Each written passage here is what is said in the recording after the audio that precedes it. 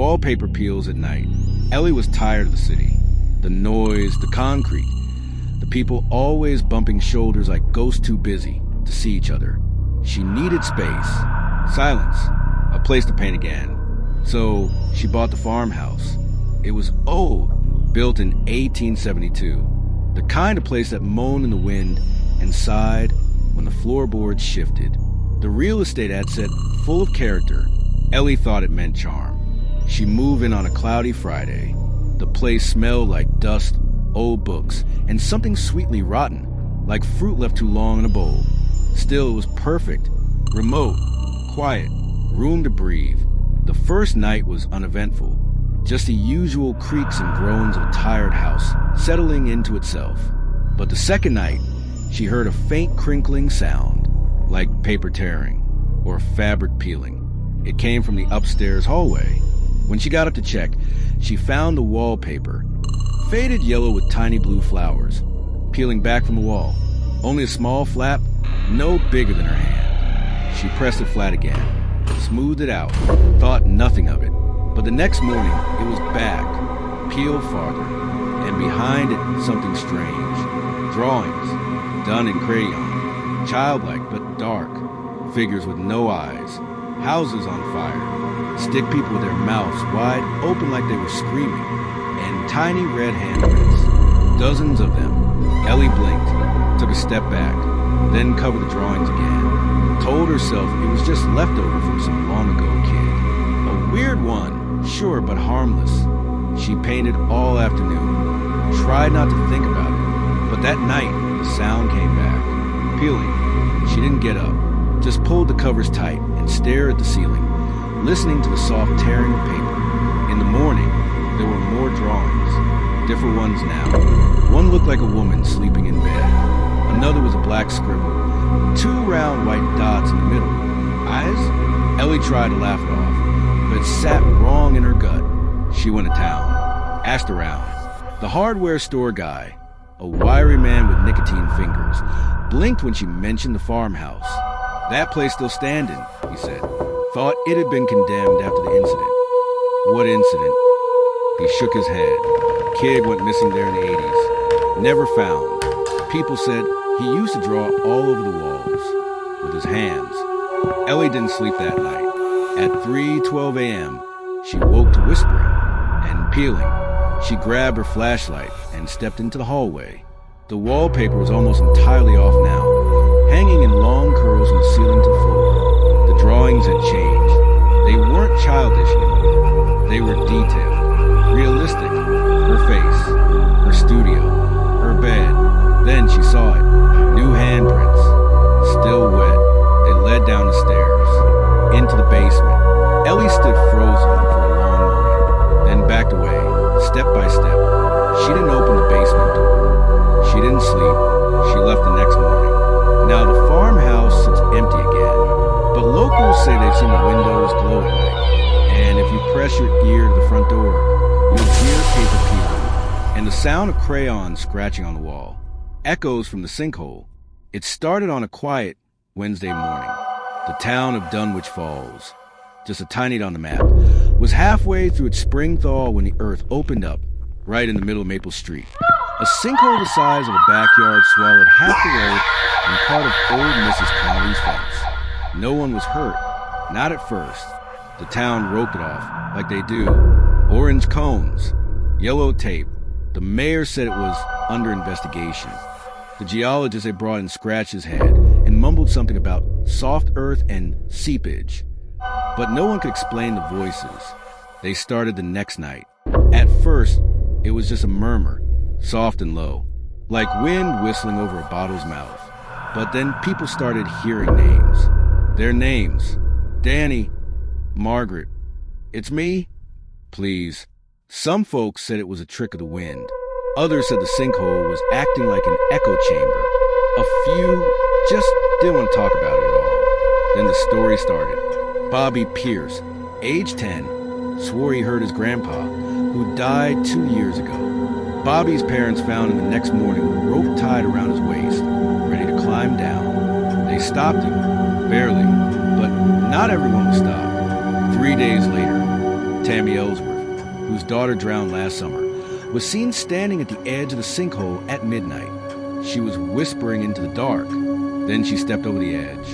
They never found her back. By the next week, 5 people were gone. And the hole, it was bigger. The pavement cracked outward. The grass around it wilted. Trees nearby leaned like they were listening. People stopped walking their dogs past it. Kids were warned not to play too close. But the voices kept calling. Always familiar. Always sweet. Always just enough. And always at night. The local church held a prayer vigil. A few folks thought it helped. Until the night the pastor's wife disappeared. They found her shoes neatly placed by the edge. And a note. I heard Michael. He was crying. Michael had died in a car accident 6 years ago. Now the sinkhole is almost the size of a football field. It hisses during the day, moans after dark. The town doesn't talk much anymore. Shops are closing. Houses are empty. Some say you can hear laughter now. Not just voices, laughter, deep and cold. And the ground trembles sometimes, like something under there is breathing. They try to fill it. Dump concrete, gravel, dirt. It all disappeared. Like dropping stones into a well that has no bottom. No one goes near it anymore. But every night, the voices come. And if you listen close enough, they sound just like the ones you miss most. And that's the real danger, isn't it? Because even when you know it's wrong, even when you know it can't be wrong, you still lean in to hear, just a little closer. The librarian who never blinks. There's something wrong with the new librarian. She arrived one rainy Thursday night, just after the old librarian, Mr. Hemsley, died in his sleep. No application, no interview. Just showed up. Her name tag reads Miss Verlaine. She works only at night. The library hours change quietly, with no announcement. Now it opens at 8 p.m. and closes just before dawn. No one questions it. The town of Ashridge had already gotten used to strange things ever since the trees started whispering last fall. But Miss Verlaine, she's something else. She's tall, unnaturally tall, and thin like she's made of wire. Her skin is pale, not white, but the color of candle wax. Her eyes never blink. Not once. Kids dared each other to stare at her. They always lose. Her fingers are long, and when she runs them over the spines of books, it sounds like spider legs tapping glass. And she knows things. One night, Kevin Bell, a high school senior, wandered into the library looking for something to help with his insomnia. He found a book already sitting on a table, waiting for him, Dreams That Shouldn't Be.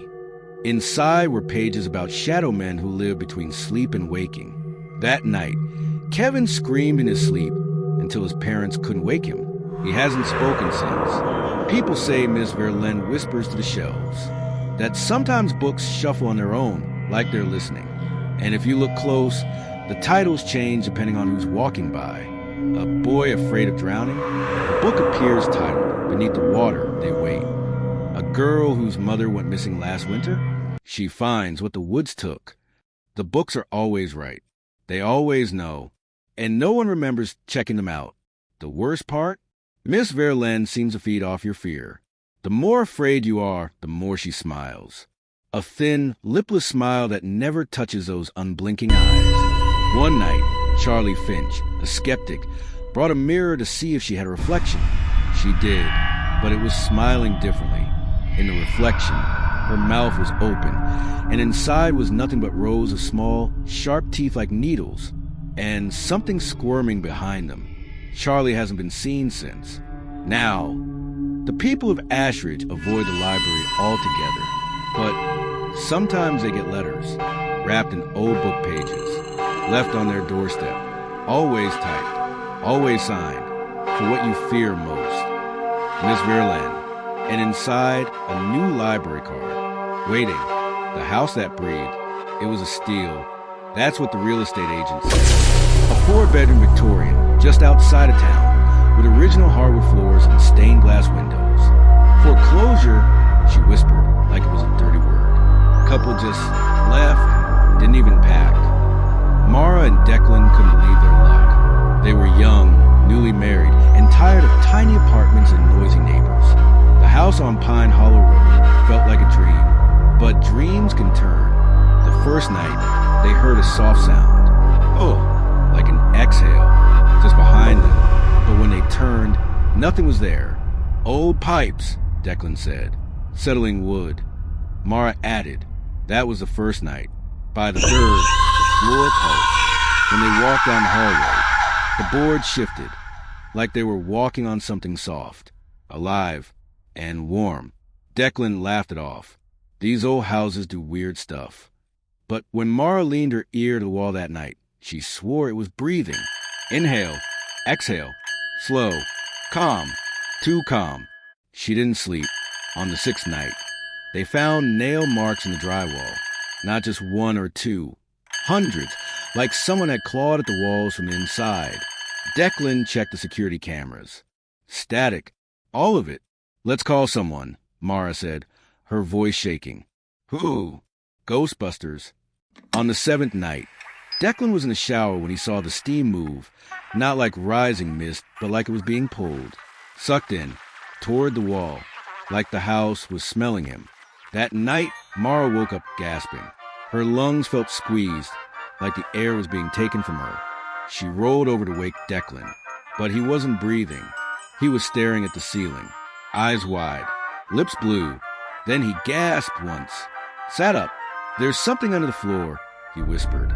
They tried to leave the next day, packed the car, keys in the ignition, but the driveway led back to the front of the house, no matter which direction they drove. Mara cried. The house creaked. It sounded almost like laughter. That night, they slept in the living room with all the lights on. The walls moved gently, like a chest rising and falling. The floor pulsed beneath them, slow and steady, like a heartbeat. And that sound again. Oh, Declan whispered. I think it likes us. Mara didn't answer. She was staring at the wall. The wallpaper rose and fell, and in the pattern, she saw it, a face just on the surface, smiling, the forgotten passenger. It was just past midnight when Elliot boarded the subway at Park Avenue Station. The platform was empty, except for one other figure slumped against a pillar. An old man, maybe in his late 60s, wearing a heavy coat. Despite the warm weather outside, Elliot didn't think much of it. The city had its share of strange people, and he was too tired from work to care. He was just trying to get home. The train arrived with its usual screech. The doors hissed open, and Elliot stepped inside. He was alone, except for the old man. They didn't speak. The doors closed. The train lurched forward, and Elliot took a seat by the window. He glanced at his phone. No messages. The usual late-night silence settled in, and the rhythmic clanking of subway wheels became almost soothing. But then, something was off. The man in the corner, who had barely moved when Elliot got on, was staring, not at the walls or the floor. He was staring directly at Elliot, his eyes wide, almost too wide, unnaturally so. His face was pale, almost deathly white, his eyes too dark against the contrast of his skin. Elliot's stomach twisted. He glanced away, tried to ignore the feeling crawling up his spine. The train sped to the tunnels, fluorescent lights flickering above. Each time the train passed through a tunnel, the world outside the window went dark. But when they emerged, the station looked older, more rundown, like they were traveling further and further back in time. At first, he thought he was imagining it. Maybe the lack of sleep was starting to get to him. But every station looked just a little more decayed than the last. The old man was still staring. The train began to slow. Elliot could see the next station ahead. Lexington Street, the sign above read. But when they arrived, the platform was deserted. No one was there, not a soul. Elliot's heart skipped. He checked his phone, no signal. What the hell, he muttered. The doors hissed open, but it felt wrong, like the train had taken them somewhere they weren't supposed to go. The old man didn't move. He just continued to stare. Elliot stood up, his legs suddenly feeling too heavy. He wanted to get off, but something kept him rooted to the spot. The lights flickered again, and when they came back on, he saw something that made his blood run cold. The old wasn't just staring at him now. He was closer. His hands were gripping the pole, his fingers twisting unnaturally, as if his joints weren't meant to bend that way. And his face was now too close, inches from Elliot's own. He gasped, stepping back, his pulse racing. Then the train started moving again, faster than it should have. Elliot reached the door button, but it wouldn't open. He looked out the window.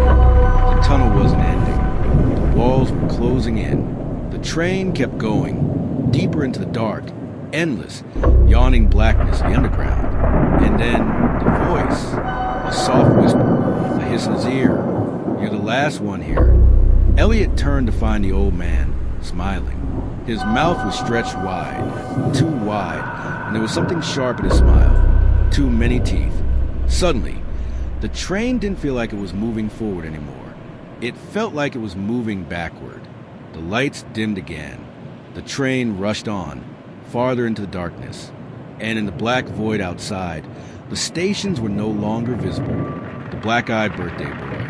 It started when Chloe turned 12. Her birthday party was in full swing. The house filled with a chatter of kids, balloons floating in every corner, and the smell of chocolate cake wafting through the air. She'd invited all her friends, except for one person. That kid, the one she saw sometimes walking alone down her street, the one with eyes too dark, too shiny. She didn't know his name. No one did. But there he was, standing at the edge of the yard, just past the hedge. A small, boyish figure in a black suit. His hair slicked back and his eyes so dark they looked like polished coal. No light in them at all. He wasn't supposed to be there. No one had invited him. And yet, he was always there every year at someone's birthday party. Chloe froze when she saw him. The music from the party seemed to fade away, as if it were being swallowed by the deep quiet around him. The boy stood still, unmoving, watching the children through the gap in the hedge. "Isn't that the boy who shows up?" Chloe whispered to Olivia, her best friend, who had been chatting with her near the cake. Olivia turned to look, her face scrunching in confusion. "I don't know him," she said, but she sounded uneasy. Chloe knew it didn't matter if she invited him or not. He always came. It was the same for every birthday, every year. The others didn't notice, or maybe they just didn't care. But Chloe knew. She always knew when he was near. He had that cold, unnatural presence. The boy who didn't belong. "Mom!" Chloe shouted, but her voice caught in her throat. Her mom came running over, her face lighting up at first when she saw Chloe, then falling into confusion when she saw the boy standing in the yard. "Who is that?" Chloe's mom asked, stepping forward, but the boy didn't respond. He didn't even acknowledge her. Without saying a word, he turned and walked away, heading toward the street. As soon as he crossed the yard, the chatter of the party returned. Like the volume was turned back up, the kids resumed playing, unaware, laughing again. But something was wrong. Chloe didn't feel right. Later that night, after the guests had gone home and the house was quiet, Chloe's mom received a phone call. Chloe could see her mom's face change as she held the phone to her ear. "Hello? Yes. This is Sarah Reynolds." "What? Oh my God." Chloe felt her stomach twist. It wasn't until she overheard her mom talking to her dad later that night that she learned the truth. A boy, another boy, had gone missing. His name was Liam, and he was last seen on the same street where Chloe lived, just hours before the party. His parents hadn't found him. There were no clues, no signs of a struggle, just a quiet disappearance. Every year, someone went missing after the boy in black showed up. At first, Chloe thought it was just a coincidence. But the next year, when she turned 13, the same thing happened again. The boy showed up at her party, always silent, always watching. And the next morning, there was another missing person. It wasn't just a coincidence anymore. The black-eyed boy was more than just an uninvited guest. He was a harbinger. As the years passed, Chloe stopped having birthday parties. She never wanted to see the boy again. She moved away when she turned 16, away from the house where the disappearances began, away from the place where the black-eyed boy always seemed to show up, but she still remembers. Every year, she wonders, who will be next? Whispers in the drive-thru. It was almost midnight when Aaron sat down at the drive-thru window of Burger King. his back aching from hours of standing and dealing with late-night drunks and stoners. The restaurant was quiet now, the kind of silence that settled over the world after most people had gone to sleep. Just him, a cup of half-drunk coffee, and the hum of the lights above. Aaron hated the night shift. There was something about the dark that felt wrong. The other workers would joke about how the place was cursed, about how customers came in and out, but nobody ever really left. But Aaron had heard those stories 100 times and dismissed them just like everyone else. Tonight, though, something was different. The first whisper came through the headset, soft but clear. Aaron, his head jerked up, his heart thumping in his chest. He checked the drive-through lane, no cars. He looked around the restaurant, empty, but the voice was there again. Aaron. This time, it was louder, sharper, and it wasn't coming from the speaker. It was in the headset, the same one he used every night to take orders. But tonight it felt wrong, like someone was standing just behind him, breathing in his ear. He took the headset off and rubbed his temple. Maybe it was a fatigue or the lack of sleep. Maybe he was imagining things. He plugged it back in, trying to ignore the growing tension in his chest. But as soon as he did, the voice came again. You remember, don't you? Aaron froze. His throat tightened. The voice wasn't just familiar. It knew him. It knew him in a way he hadn't been known before. He gripped the headset tightly, his knuckles turning white. What do you want? He asked aloud, his voice shaky. But the voice didn't answer right away. It came again, quieter now, almost a whisper, like it was trying to avoid being heard by anyone else. You think you can forget what happened? You think it's gone? Aaron's stomach churned. His mind raced back to that night, the one that had changed everything. It had been 3 months ago. A late night, a hit and run. He didn't stop. He didn't even look back. He drove straight home, pretending nothing happened. And maybe, just maybe, he thought it wouldn't catch up with him. But now it was here, the voice, the thing he had buried deep inside. The thing that would haunt him forever. The headset crackled again. I remember, Aaron. I remember what you did. The hairs on his neck stood up. He slammed his fist down on the counter, then yanked the headset off, pulling the cord out of the machine. But that wasn't the end of it. No, the whispers didn't stop. They followed him. Every time he tried to focus, to breathe, to think, there they were inside his head, not just from the headset anymore. It was like the voice had moved into his thoughts, like it was lodged in his brain, whispering in the back of his mind. You didn't help. You didn't stop. Aaron stood up, his knees weak. He had to leave. He had to get out of there. But when he went to the back door to clock out, it wouldn't open. It was stuck. The voice in his head grew louder. No way out, Aaron. You'll never leave. Panic now. He turned back to the drive-through window. He saw the flashing lights of a car pull up to the lane, but there was no one in the car. The voice wasn't just in his mind anymore. It was in the air, filling the room. He could feel it closing in, pressing on his chest. You can't run from it. A dark figure appeared in the passenger seat of the car. It was a silhouette at first, just a shadow, but slowly, Aaron could see the shape of a face with eyes too dark to see, and a mouth that twisted into a smile too wide. Aaron couldn't breathe. He couldn't move. The figure leaned forward, and with a voice that sent chills down his spine, it whispered, "Come outside, Aaron. Let me in." He couldn't remember how he moved, only that the door was finally open, and he stepped outside, the air thick with fear. And then, just as the voice promised, he heard it clearly. The voice came from the dark, the shadow in the passenger seat. You can't escape. Aaron turned and ran. The root cellar. When Jake came to stay with his grandmother that summer, he noticed a boarded-up cellar door in the kitchen right away. It was painted the same dull green as the walls, and heavy iron bolts held it shut. Grandma never mentioned it, but every time he passed, she gave him a sad, hard look. On the fourth night, Jake woke to a faint scratching sound. He rolled over in bed and listened. Scratch, scratch. It came from downstairs. His heart pounded. The sound was soft, like fingernails on old wood, but it felt loud in the hush of the house. Grandma's door squeaked open, and her slippers slid across the floorboards. "Go back to sleep, sweetheart," she whispered, tucking the covers around his shoulders. But her eyes were wide when the scratch came again. Scratch, scratch, this time closer to his door. Jake closed his eyes, pretending not to hear. Later at breakfast, he finally asked, "Grandma, what's in the cellar?" She set down her coffee cup slowly. "Nothing you need to worry about," she said.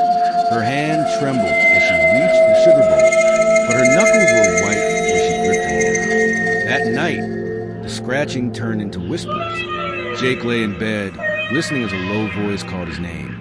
Soft at first, then urgent. "Jake, Jake." He saw the door at the foot of his bed slowly push open by itself. A sliver of darkness slid across the floor, reaching for him. He yanked the blankets over his head and held his breath until dawn. In the gray light of morning, Jake found muddy footprints leading down the hallway toward Grandma's locked summer door. The bolts had been pried loose. The paint was stamped and scuffed like someone or something had shoved it open. Grandma caught him staring. She knelt beside him, her voice shaking. "We must never go down there," she said. "Whatever's inside, it doesn't want company." But that afternoon, curiosity won. Jake crept downstairs, found the iron bolt still ajar, and shoved the door open. A rush of cold air spilled out, smelling of rotten damp earth. He flipped on his flashlight and climbed the narrow stairs. At the bottom was a small stone room lit by a single naked bulb. Jars of pickles and old preserves lined the shelves, but in the corner, something crouched. Its back was hunched like a stray dog's, pale and slick, its arms too long for its body. It turned its head, and its eyes burned red in the beam of light. "Jake," it whispered. A smile cracked across its too wide mouth. "I've been waiting." Jake stumbled backward, the cellar door slamming shut behind him. In the dark, the thing laughed, a dry, scraping sound. His flashlight flickered out just as he heard Grandma's footsteps on the stairs, and then nothing but the sound of his own scream swallowed by the walls. The end.